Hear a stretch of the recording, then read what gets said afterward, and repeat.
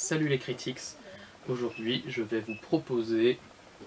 à titre personnel, mon immense coup de cœur en littérature cette année, c'est Le sang de la cité, Capitale du Sud, tome 1 de Guillaume Chamanadjian, et il s'agit d'un roman de fantasy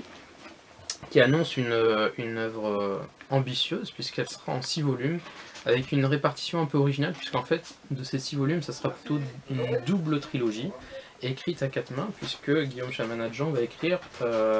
avec Claire Duvivier, qui avait déjà fait l'excellentissime Un long voyage. Et donc Guillaume Chamanadjian, il va avoir une fantaisie d'aventure un peu baroque, avec cette coloration toscane de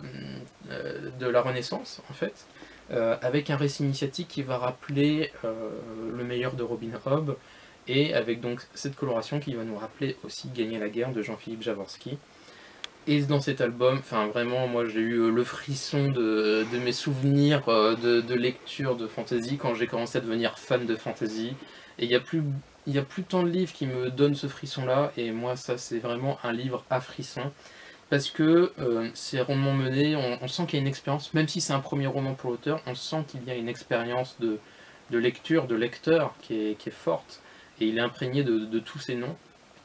et parce que aussi il y a des enjeux narratifs forts qui sont posés dedans, et qui nous donnent envie d'en savoir plus au bout, voilà, tout simplement. Et